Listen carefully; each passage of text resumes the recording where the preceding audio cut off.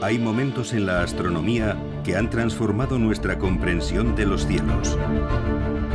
Descubre las leyes del movimiento de los planetas. Destellos de inspiración desde el firmamento. Puntos de inflexión que revolucionaron la manera misma de pensar en el cosmos. Cuando vino y dijo que estas cosas se movían en elipses, de repente el modelo empezó a funcionar. Que han cambiado nuestra percepción de la Tierra y nuestro lugar en el universo. Estas estrellas estaban al menos 10 veces más lejos que cualquiera de las estrellas que sabíamos que estaban en nuestra galaxia. Ya podemos dar rienda suelta a nuestra imaginación. Podría haber extraterrestres ahí fuera que vinieran a destruirnos. En un universo de infinitas posibilidades. De pronto, nuestro universo podía ser mucho más grande de lo que pensábamos.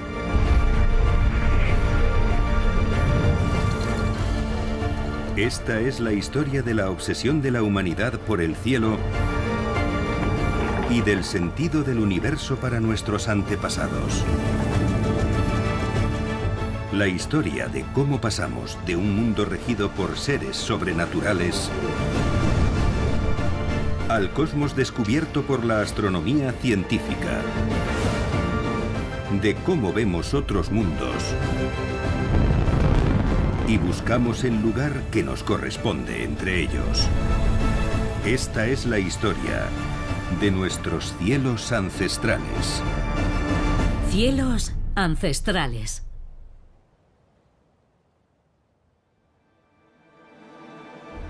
Nuestro lugar en el universo. Con el paso de miles de años, dejamos de creer en un cosmos mitológico gobernado por seres sobrenaturales para concebir un universo racional regido por la ciencia y las matemáticas. Vimos cómo la Tierra, hasta entonces plana, se transformaba en esfera y dimos por sentado que era el centro de todo y a su alrededor orbitaban el Sol, la Luna, planetas y todas las estrellas del firmamento. Hasta que, en 1543, un astrónomo llamado Nicolás Copérnico planteó que era el Sol, y no la Tierra, el que estaba en el centro del cosmos. Aún así, en este nuevo modelo, todo seguía estando contenido en cristalinas esferas concéntricas. Aunque esta idea estaba a punto de desecharse.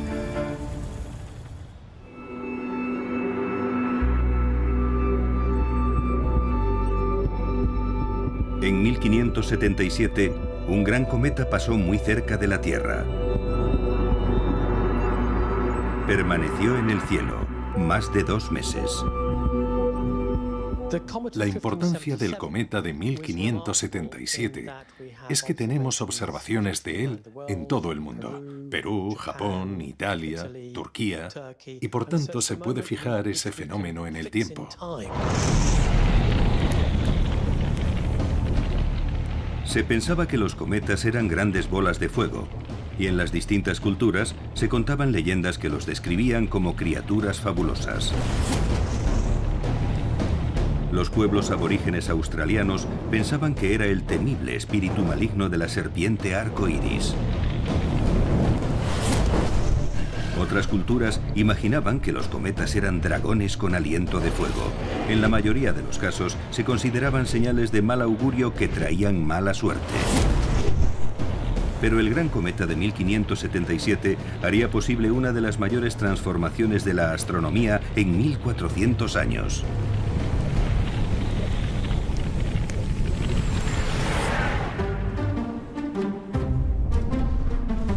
En el reino de Dinamarca, un hombre se sintió motivado para llevar la astronomía a una categoría superior. Observador heterodoxo del firmamento, llevaba una nariz de metal en sustitución de la auténtica que le habían cercenado en un duelo. Vivía en un castillo y hasta tenía su bufón particular. Aquel hombre se llamaba Tycho Brahe. Tycho Brahe era el astrólogo del rey de Dinamarca. Y por tanto, la exigencia de precisión era máxima. En aquella época, astrología y astronomía todavía eran inseparables, y se pensaba que el conocimiento sobre el funcionamiento de los cielos ayudaba a predecir acontecimientos en la Tierra. Brahe necesitaba entender cómo funcionaba el universo para ser más preciso en sus predicciones astrológicas. De manera que también fue muy conocido como astrónomo. En astronomía, como en todo lo demás, Brahe no hacía las cosas a medias. Tycho Brahe establece el mayor observatorio del mundo en su isla de Ven. Creo que es el 1% del presupuesto operativo de la corona de Dinamarca lo que se destina a financiar la isla de Tycho. Con los fondos casi ilimitados que le brinda el rey de Dinamarca, Brahe se pone manos a la obra y llena su observatorio con los instrumentos astronómicos más avanzados de la época. Son instrumentos anteriores al telescopio. Construye sextantes y cuadrantes gigantescos, cuyo manejo y el registro de los datos requieren el trabajo de varias personas. Los instrumentos que inventa le permiten medir con mayor precisión que nunca las posiciones de planetas y estrellas en el cielo nocturno. Pero a Brahe no le interesaban solamente los planetas y las estrellas. De hecho, se fijó en otra cosa que iba a cambiar para siempre nuestra percepción del universo.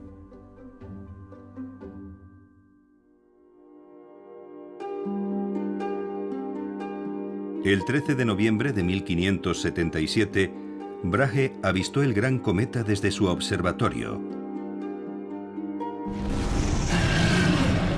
y se propuso determinar su trayectoria. Sus cálculos indicaban que el gran cometa estaba atravesando la órbita de Venus. Pero de acuerdo con el saber aceptado, esto no sería posible. En esa época se pensaba que todo lo que había en el cosmos estaba contenido en esferas cristalinas concéntricas. La idea de las esferas cristalinas no era una simple metáfora para la época. Creían que esas esferas de cristal existían. Brahe razonó que no habría sido posible para el cometa seguir esa trayectoria. Las esferas cristalinas tenían que haberlo detenido en su avance. Se dio cuenta de que la única posibilidad de que el gran cometa siguiera esa trayectoria era que las esferas cristalinas no existían. En efecto, según la interpretación de Tycho, hace añicos esas esferas cristalinas.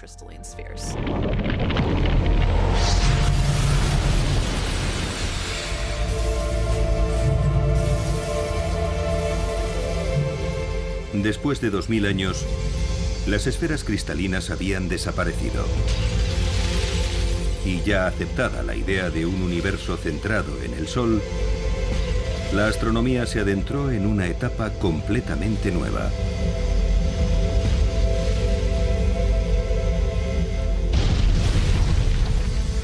Sin embargo, aún persistía una idea ancestral.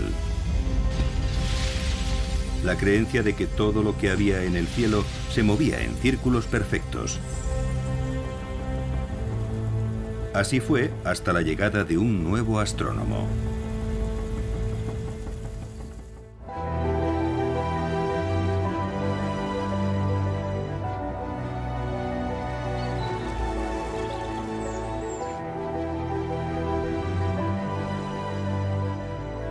Johannes Kepler era un astrónomo y matemático alemán que trabajaba en Praga. Haber presenciado de niño el gran cometa de 1577 le había motivado para estudiar astronomía. Kepler creía que Dios era el creador del universo y que observando los movimientos de las estrellas y los planetas se podía vislumbrar cómo discurriría el plan divino. Decidió que había que desechar toda la astrología clásica y medieval y empezar desde el principio con una astrología nueva y reformada que estuviera basada por completo en la observación empírica. La mayoría de los astrónomos aún pensaban que todo en el universo se movía en círculos perfectos. Pero esta teoría no explicaba la forma de moverse los planetas en el cielo que observábamos. Durante más de 1500 años habían utilizado el concepto llamado epiciclo, según el cual los planetas se movían en órbitas con forma de lazos en espiral. Durante mucho tiempo la teoría funcionó, a pesar de lo complicada que era, con todos esos epiciclos. Era muy difícil trabajar con ellos. Kepler quería simplificar este modelo del cosmos. En cuanto tuvo acceso a las observaciones de Tycho Brahe, comenzó a recalcular las órbitas de los planetas. La gran contribución de Kepler fue tomar los datos de Tycho Brahe, que eran muy precisos, y ponerse a rehacer los cálculos. Mientras procesaba los datos, Kepler tuvo una idea tan maravillosa por su simplicidad que no podía creer que no se le hubiera ocurrido a nadie antes. Los planetas no se movían en círculos, sino en elipses. Una órbita elíptica se obtiene tomando una órbita circular y aplastándola queda más ahuevada.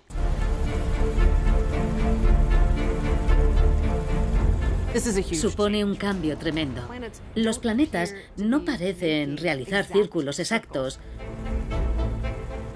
Lo que descubre son las leyes del movimiento de los planetas. Cuando vino Kepler y dijo que se movían en elipses, de repente el modelo copernicano empezó a funcionar. Kepler publicó sus nuevas leyes del movimiento de los planetas en 1609 en un libro titulado Astronomía Nova. Había encontrado una explicación del movimiento de los planetas que le permitía prescindir de los epiciclos. Pero solo era una teoría. El hombre que iba a demostrarla definitivamente también sería el descubridor de la fuerza que mantenía el universo unido. Y se convertiría indiscutiblemente en el científico más famoso de todos los tiempos. En la Inglaterra del siglo XVII, un hombre llamado Isaac Newton se propuso reescribir todos los libros de texto publicados hasta la fecha. Era un genio que tocó con su dedo la filosofía, la ciencia y las matemáticas. Y hasta la alquimia. Se le recuerda como físico, astrónomo y matemático, pero en su época trabajaba en el contexto de la filosofía natural, que era una manera más holística de entender el universo. Newton era un hombre profundamente religioso que creía que la ciencia podía revelarnos el plan maestro de Dios para el universo. También era un innovador. Durante miles de años, se había pensado que en el espacio las cosas funcionaban de manera muy diferente a como lo hacían en la Tierra. Pero Newton pensaba de otro modo. No solo descubre estas simples leyes que explican lo que sucede aquí, en la Tierra, sino otra cosa todavía más importante, que esas mismas leyes funcionan fuera de la Tierra. Isaac Newton sostiene que todo el universo se rige por una misma ley, la ley de la gravedad.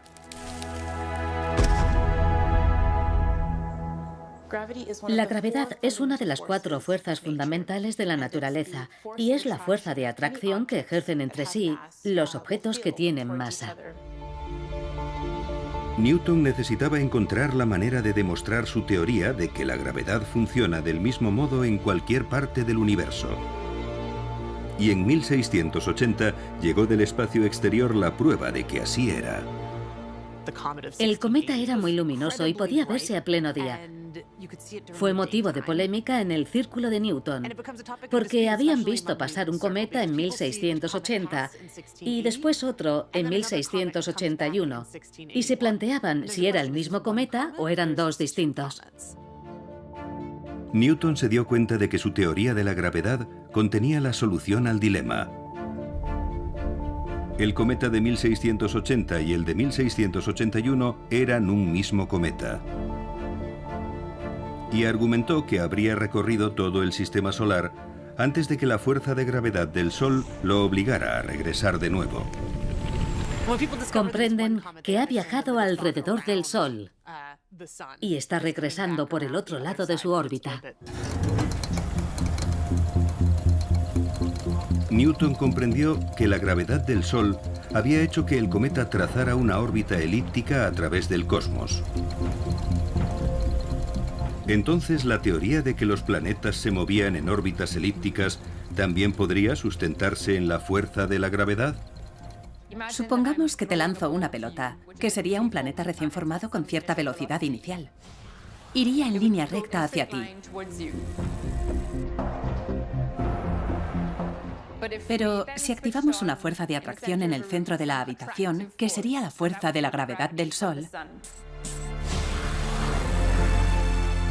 el nuevo planeta ya no iría hacia ti en línea recta, ni tampoco se dirigiría al centro del Sol.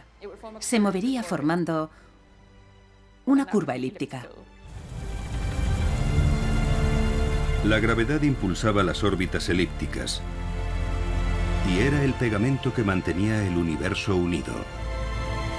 Por fin teníamos un modelo preciso de nuestro sistema solar. Bueno, casi.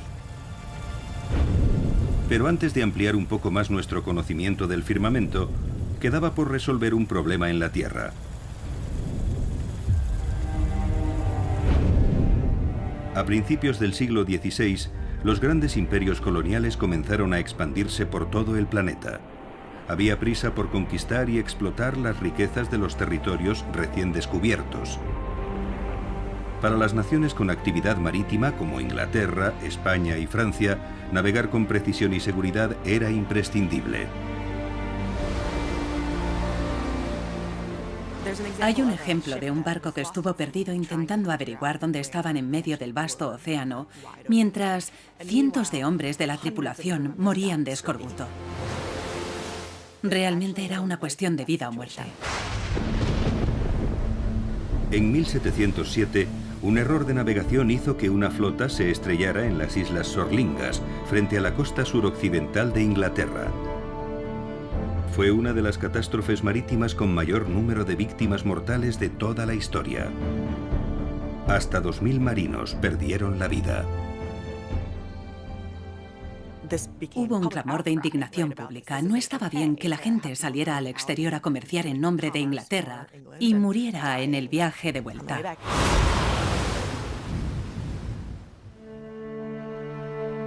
Aunque los navegantes podían utilizar el sol y las estrellas como brújula, no era suficiente para saber en qué dirección viajaban. Determinar su posición exacta era un problema. Guiándose por la estrella polar podían establecer la latitud, es decir, su posición norte o sur. De noche se mide la distancia desde el horizonte hasta la estrella polar y ese valor con una diferencia de 1 grado sería la latitud. Pero para señalar su posición exacta, los navegantes también necesitaban saber la longitud, su posición este u oeste. Esto era prácticamente imposible. Porque como la Tierra está rotando, no hay ninguna característica que te permita diferenciar el este del oeste, por lo que tienes que inventar una y establecer de manera arbitraria que en cierto lugar hay 0 grados de longitud. Puedes hacerlo, pero en cuanto te alejas de ahí, se vuelve muy complicado saber exactamente en qué longitud estás. Ya en el siglo II a.C., el matemático griego Hiparco pensó que la respuesta estaba en el cielo. Planteó que si alguien pudiera comparar la hora solar en el lugar donde se encontraba en ese momento con la hora en el lugar de donde había partido, sería posible calcular su posición este u oeste. Aunque era una teoría sólida, tenía un problema. En los 2000 años transcurridos desde Hiparco, nadie había inventado un reloj capaz de funcionar con precisión en el mar. Durante gran parte de la historia, para medir el tiempo se utilizaba algún tipo de dispositivo parecido a un péndulo, y para que ese péndulo funcionara y se pudiera medir su balanceo constante, tenía que estar sobre una superficie estable que no se moviera. Al instalar un aparato así en un barco, que, como es sabido, se balancea con el vaivén de las olas, el movimiento del péndulo se vería afectado y era imposible medir el tiempo. Lo que hacía falta era otra clase de reloj. Y no vendría de manos de un relojero, sino de un carpintero.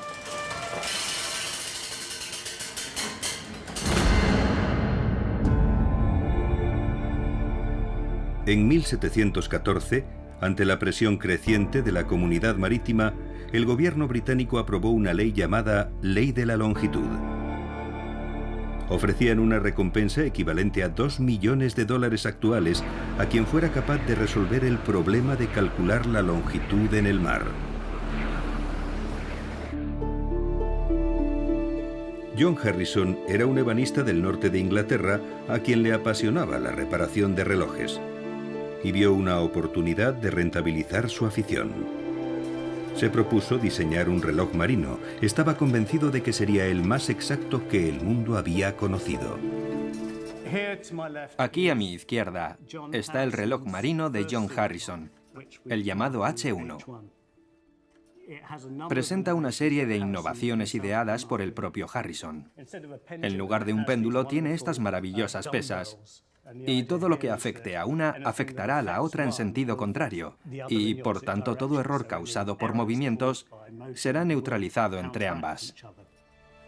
El H1 funcionaba en el mar y marcaba la hora con un margen de error de 3 segundos al día, pero Harrison no estaba del todo satisfecho.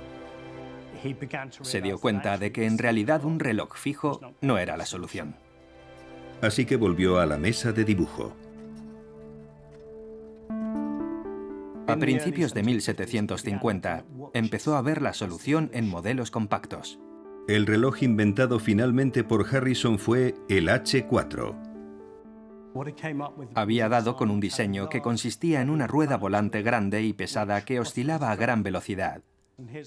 Su razonamiento era que, como el barco en cierto modo se movía bastante despacio, un sistema de alta energía con un movimiento tan rápido no se vería afectado por la clase de movimientos que afectaban a un barco.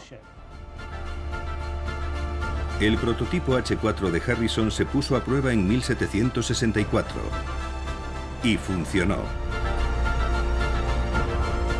Por fin teníamos la tecnología necesaria para medir el tiempo que nos marcaba el sol y podíamos calcular la longitud en el mar.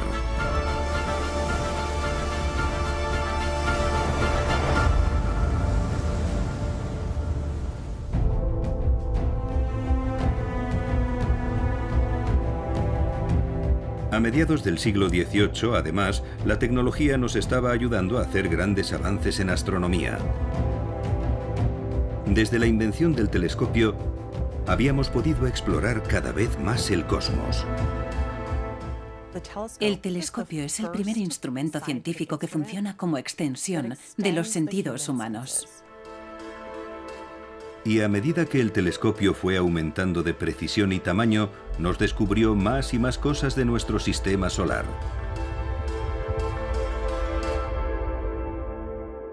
William Herschel nació en Alemania, pero viajó a Inglaterra para dedicarse a la música.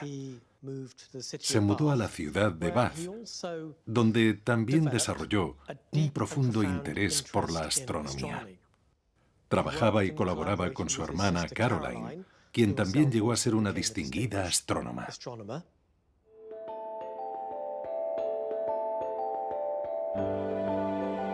Los hermanos Herschel construyeron una serie de telescopios cada vez más potentes. Y con ellos observaron y catalogaron meticulosamente miles de estrellas. En 1781, mientras contemplaba el cielo nocturno, William reparó en un objeto que llamó su atención. En ese momento no sabía qué era lo que había descubierto, pero después de trabajar con algunos de sus contemporáneos, llegó a la conclusión de que en realidad era otro planeta. Son los responsables del descubrimiento del planeta Urano. Fue un descubrimiento trascendental. Durante milenios habíamos pensado que solo había 5 planetas. El descubrimiento de Urano elevaba el número a 6. William dedicó el nuevo planeta al rey Jorge III. Gracias a ese gesto, Herschel se ganó el favor real y fue nombrado astrónomo del rey.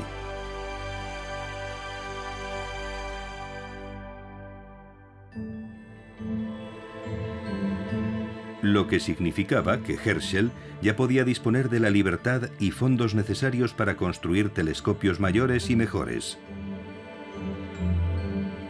Y en 1789 concluyó el telescopio que habría de ser su mayor logro. Esta es la última pieza que queda del telescopio más grande de Herschel, un reflector de 12 metros de longitud que se construyó entre 1785 y 1789. En este extremo de aquí estaría el espejo que él mismo diseñó y pulió, a lo cual debió de dedicar muchas horas de trabajo. Toda la estructura iba apoyada en un gran armazón de madera que giraba sobre unos rodamientos para que se pudiera apuntar el telescopio hacia cualquier punto en el cielo. Era el telescopio más grande del mundo en su época. Cuando Herschel apuntó este telescopio gigante hacia el firmamento, hizo nuevos descubrimientos. La primera vez que usó este telescopio en 1789, descubrió las lunas sexta y séptima de Saturno, Encélado y Mimas. Fue un momento trascendental en la historia de este telescopio. El telescopio de 12 metros se convirtió en símbolo del progreso científico. Dio paso a una nueva era de exploración astronómica. Y cuando empezamos a estudiar el cosmos con un detalle sin precedentes, nuestra imaginación se desbocó.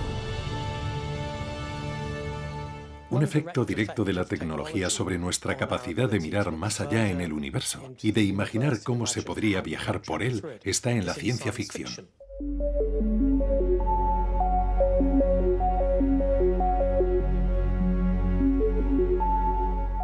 Su momento culminante llegó en el siglo XIX con Julio Verne. Verne era un escritor muy prolífico y muchas de sus obras contenían descripciones de tecnología realmente importantes. A veces de una tecnología muy futurista que, en opinión de muchos, era muy adelantada a su tiempo. En 1865, Verne publicó su libro De la Tierra a la Luna. Julio Verne escribe sobre un club militar estadounidense en el siglo XIX donde se propone construir un arma gigante y enviar a 3 de sus miembros al espacio, que aterrizan en la Luna. Un silencio sobrecogedor pesaba sobre toda la escena. Y todo el mundo era consciente de que los audaces exploradores también estarían contando los segundos en el interior del proyectil. 38, 39... 40. ¡Fuego! Aunque era una obra de ficción, la novela de Verne sirvió de inspiración a científicos de todo el mundo. Lo importante de la novela es que está muy bien documentada. Julio Verne hace el trabajo preliminar de explicar el tipo de impulso que haría falta, la clase de materiales que se necesitarían para hacerlo posible. Sus cálculos eran tan precisos que por primera vez la idea de enviar un ser humano al espacio sonaba plausible.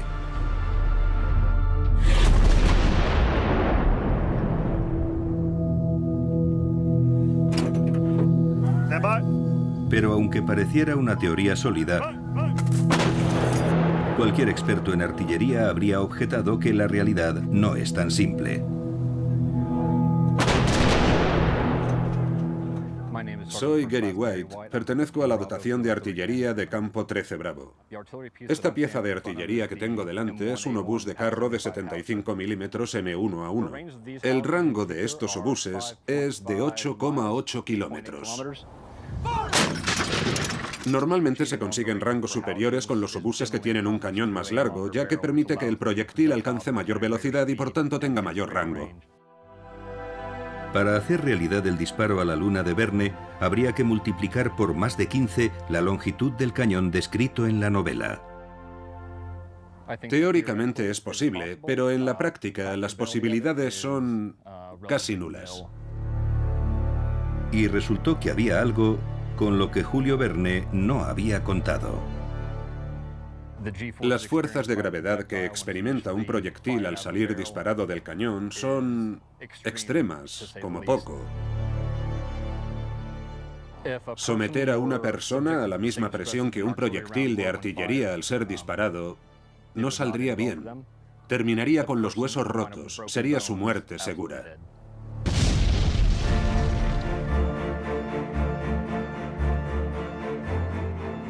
El sueño de Verne de enviar personas a la Luna quedaría firmemente instalado en el reino de la ciencia ficción. Al menos de momento. Pero las compuertas de la imaginación popular se habían abierto. Y una multitud de escritores y pensadores empezó a soñar con qué, o incluso a quién se podría encontrar en el espacio.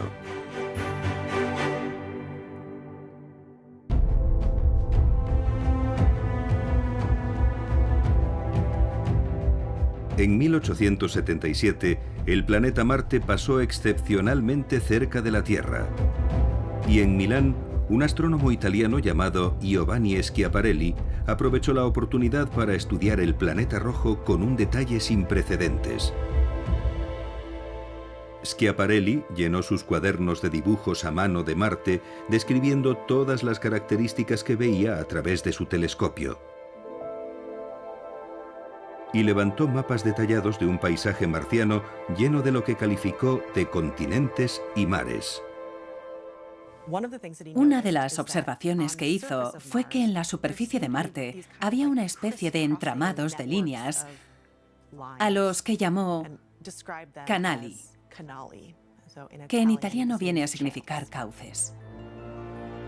Pero cuando su trabajo se difundió por el mundo, la palabra canali se tradujo incorrectamente como canales, un error que tendría consecuencias de gran alcance. Pensar en canales remite a algo que se ha creado artificialmente. Y si eran artificiales, era que alguien los había construido, claro.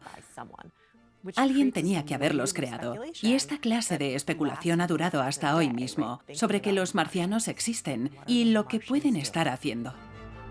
Así nació una nueva ola de literatura de ciencia ficción en la que se especulaba con que pudiera existir vida en el espacio exterior. Es bonito pensar que pudiera haber otra gente ahí afuera, siempre que pudiéramos tender lazos de amistad. Naturalmente, la otra cara de la moneda es que podría haber extraterrestres ahí fuera que vinieran a destruirnos. La idea de una amenaza extraterrestre inspiró uno de los libros de ciencia ficción más importantes de todos los tiempos.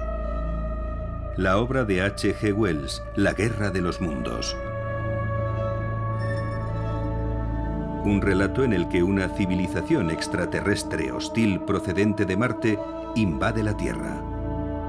Como con los dioses y monstruos de la antigüedad, de nuevo estábamos poblando el universo de criaturas fantásticas.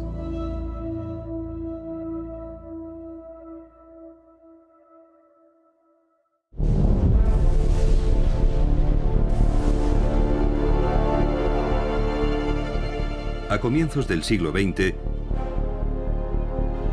ya sabíamos que nuestra galaxia de la Vía Láctea consistía en miles de millones de estrellas como nuestro propio Sol. Pero aún sabíamos muy poco sobre su forma y tamaño.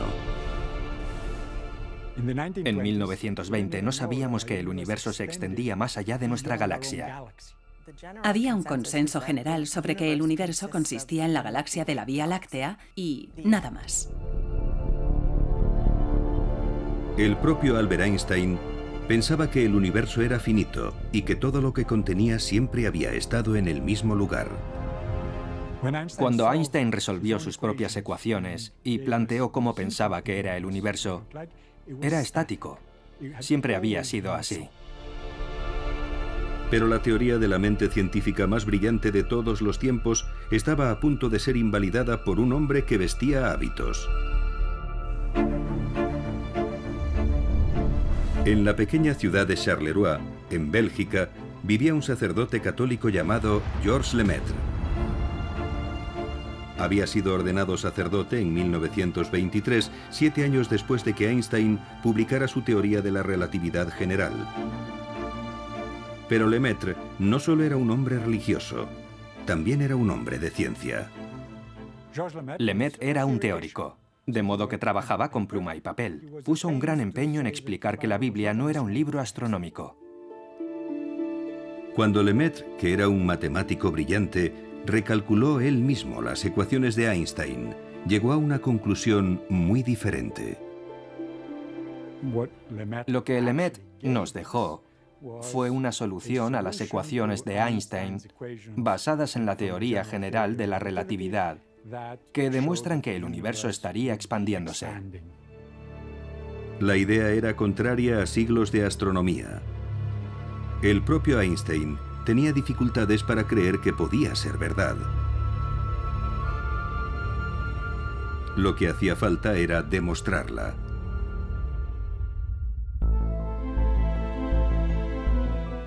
Edwin Hubble nació en Missouri en 1889. Era el clásico chico de Estados Unidos. Jugaba al baloncesto por Chicago y capitaneaba su equipo. Hablaba español. Estudió Derecho y más tarde decidió que quería ser astrónomo. Trabajó en Chicago en el observatorio de Yerkes, que era donde estaba el mayor telescopio refractor de la época, y allí hizo grandes observaciones. Después se trasladó a California, donde usó el telescopio de 100 pulgadas para llevar a cabo el resto de su trabajo.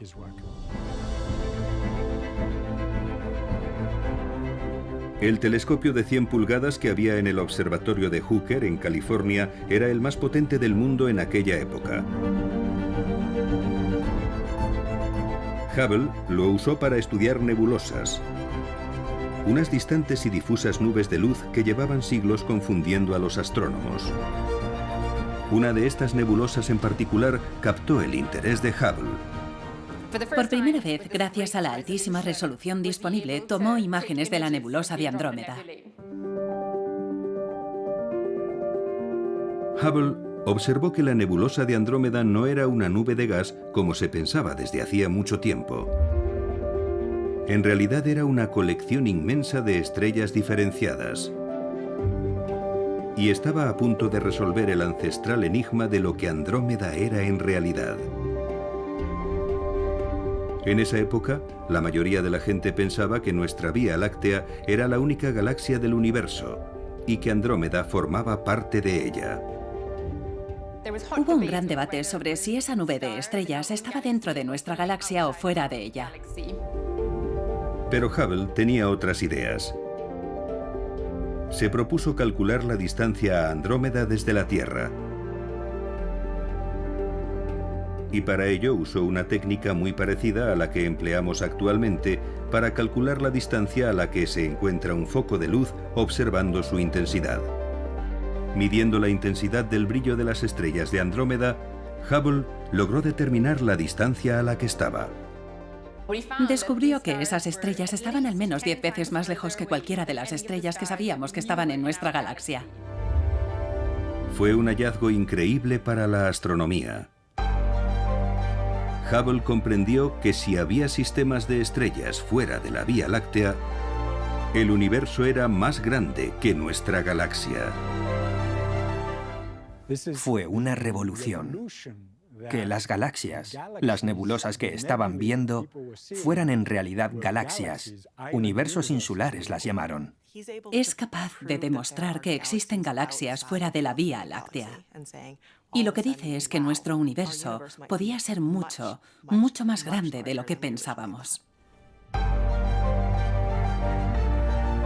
Por primera vez teníamos pruebas de que nuestra galaxia no era la única en el universo. De hecho, solo era una entre tantas. Pero Hubble aún no había terminado. Edwin Hubble hizo carrera midiendo el universo con los mejores telescopios fabricados en el mundo. Estudiando galaxias muy distantes de la nuestra, Hubble descubrió que la luz que provenía de ellas parecía roja. Sabía que eso indicaba que se estaban alejando de la Tierra. Un concepto que puede entenderse con mucha claridad, no con la luz,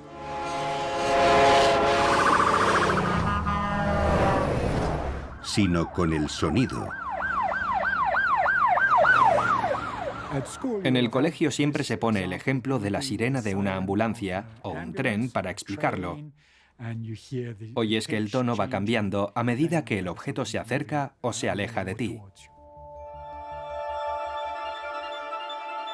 El sonido viaja en forma de ondas.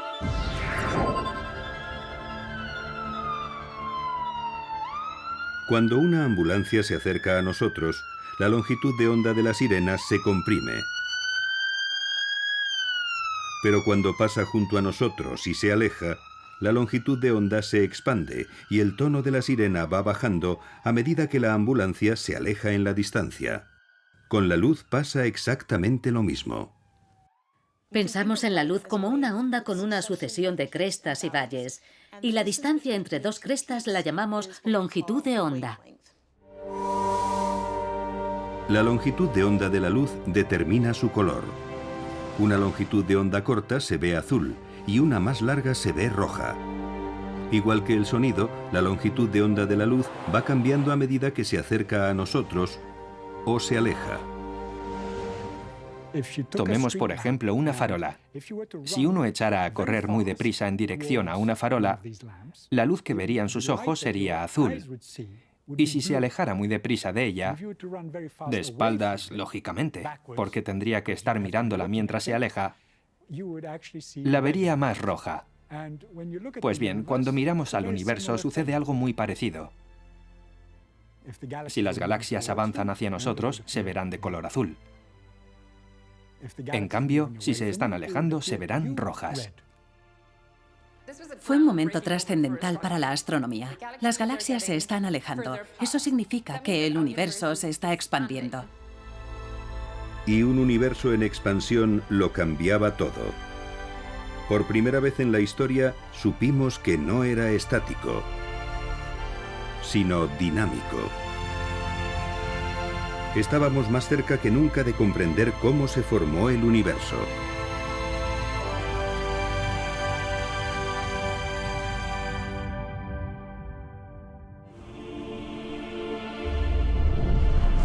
En Bélgica, Georges Lemaître estaba empezando a trabajar en su próxima gran idea.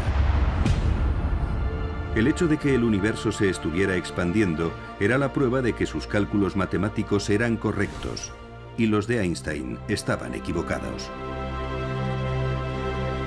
Lemaître era un hombre de ideas audaces. Después de demostrar que el universo se estaba expandiendo, creyó tener una teoría sobre cómo había surgido. Ante un universo que se está expandiendo, es natural preguntarse qué sucedería si diéramos marcha atrás al reloj. Si ahora estaba creciendo, entonces es que era más pequeño en el pasado. Lemaître volvió a sus cálculos y analizó lo que sucedería retrocediendo en el tiempo más y más. Cuanto más retrocedes en el tiempo, ves que las cosas se vuelven cada vez más densas. Lemaître dedujo que si se retrocedía lo suficiente, debió de haber un momento en que la densidad de la materia sería como un átomo. Y ese fue su punto de partida. En aquella época se pensaba que el átomo era la partícula más pequeña del universo. Y Lemaître sugirió que de ese punto concreto habría surgido toda la creación. Lo llamó el átomo primigenio.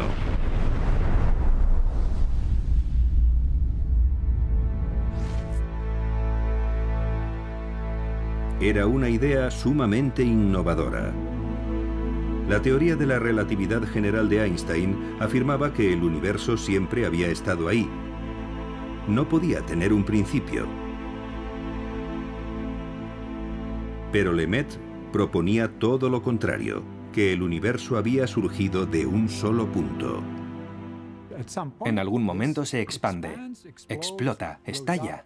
Se convierte en el universo que vemos ahora.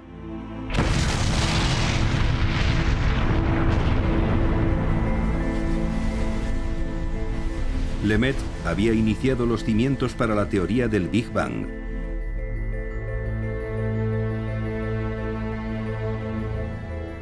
Por primera vez, se nos ofrecía una historia de la creación que no se basaba en la mitología ni en la religión, sino en la ciencia.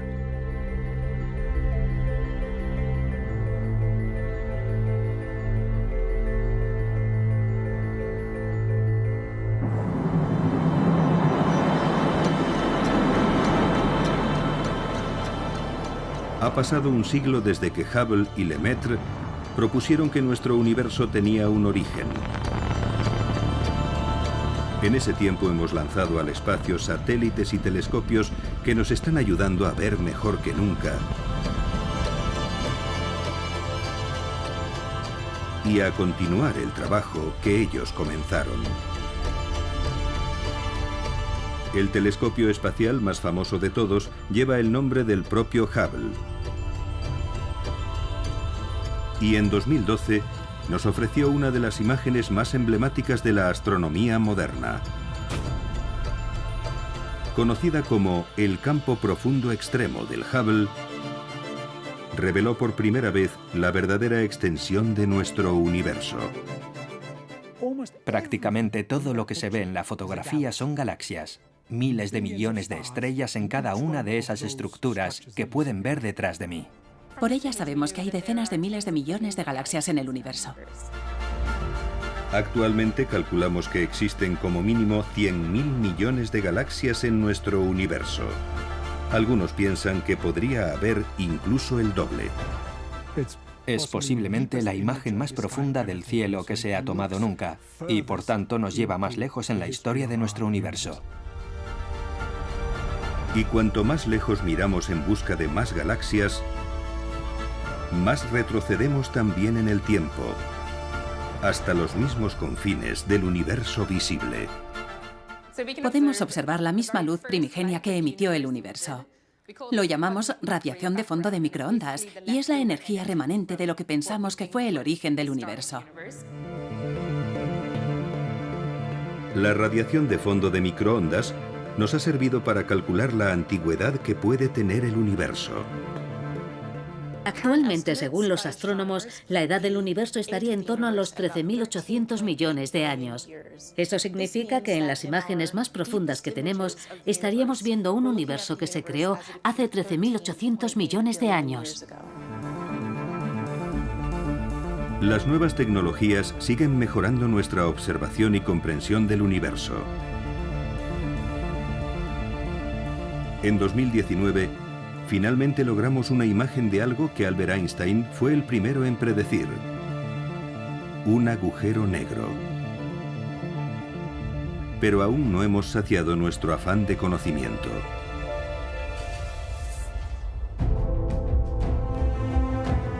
En la sede principal del Observatorio Europeo Austral en Múnich, Alemania,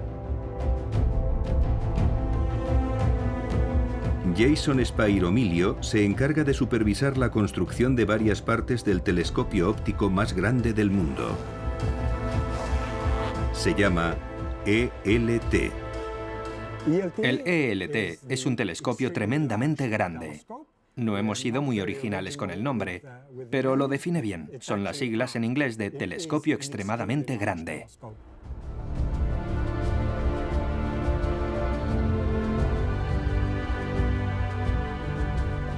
El ELT se está construyendo en la cima de un monte del desierto de Atacama, en Chile. Tienen previsto terminarlo en 2025. El diámetro es de 39 metros. En comparación, los mayores telescopios con los que trabajamos hoy tienen entre 8 y 10 metros de diámetro. Por tanto, va a suponer un salto gigantesco. Una vez construido, este telescopio captará 13 veces más luz que los más potentes en la actualidad. y 100 millones de veces más luz de la que es capaz de captar el ojo humano. Spyro Milio está estudiando cómo aprovechar de la mejor forma posible toda esa potencia adicional. Una de las cosas más emocionantes va a ser detectar planetas alrededor de otras estrellas. Y otra, que el ELT podrá ver estrellas de galaxias muy distantes. Se podrá saber su antigüedad, cuántos metales contienen, dónde han estado. De pronto se va a poder registrar de verdad lo que sucede en el interior de las galaxias. Es una máquina increíblemente potente que nos va a permitir profundizar aún más en nuestra comprensión de por qué el universo es como es. Es muy emocionante. Tal vez cueste creer que hubo un tiempo en que pensábamos que la Tierra era plana.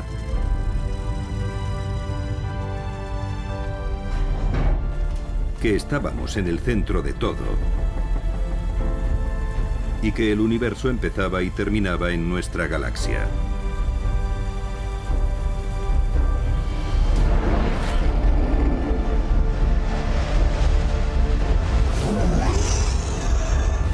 Durante milenios explicamos el firmamento a través de historias de dioses y monstruos.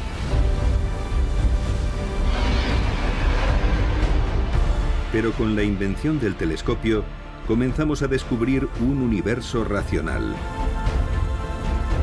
Gracias a la ciencia de la astronomía, hemos descubierto nuevas perspectivas del cosmos.